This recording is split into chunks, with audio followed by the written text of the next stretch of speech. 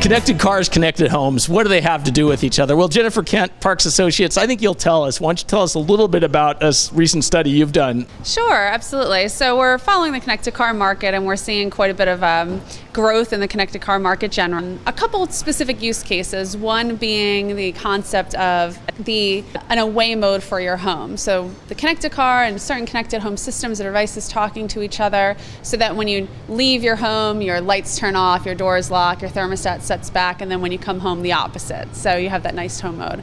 Another thing that we tested was entertainment on the go. So the ability within your car to access all the same video and gaming that you have access to at home, being able to access it the same way for backseat drivers, of course, safely in the car.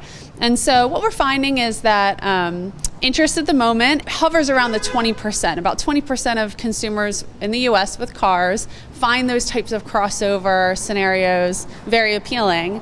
But when you look at those consumers who already have a smart home device, it doubles. So 40% are saying, okay, I see the connection, I see the link. So once the smart home market starts to expand and consumers have hands-on experience with exactly what type of value those devices can play in their lives, they can really imagine better how different connected devices can bring out larger value and really impact their lives in a different way.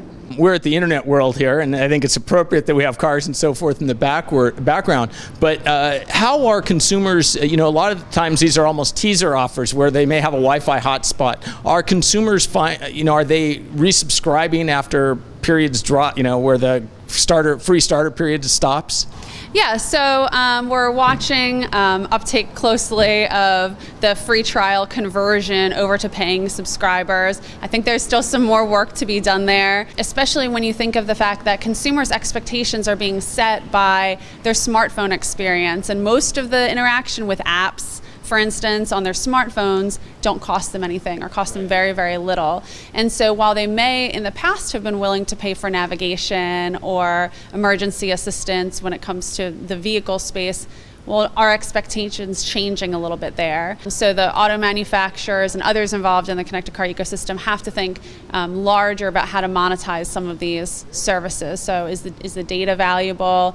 Is this able to improve the car in a different way so that it adds to the value of the car as a one-time thing as opposed to an ongoing subscription? So I think business models are still very much in transition and experimentation phase right now. Well, imagine for the service provider, you've kind of got a couple different types there. You have the mobile provider, and then you have the service provider who's normally at the home, right? And how do those interplay? Yeah, well, honestly, the telcos are set up pretty well. So if you think of players like AT&T and Verizon, they have a footprint in the home in the sense that they're internet service providers and video providers. They're also mobile service providers, and now they're connected car service providers. And when we test billing preferences among consumers do say that they'd rather have a connected car data plan just lumped together in a big bucket with what they're already paying for their other connected devices. There's a convenience there. You're having the billing relationship just with one party. And so there are certain players like telcos who are somewhat of a natural fit for connecting all of these disparate ecosystems into one for the consumer. Great. Well, it looks like this truly is a mobile Internet of Things, and those lines between the home and the mobile are starting to blur. They are starting to blur. We're just going to see more of it as it evolves. Great. I guess we'll see a few more of these things at Parks event in a couple of weeks, right? That's right. Connections is coming up, and so we'll be talking a whole lot more about the connected home there. Okay. Thanks, Jennifer. Thanks so much, Ken.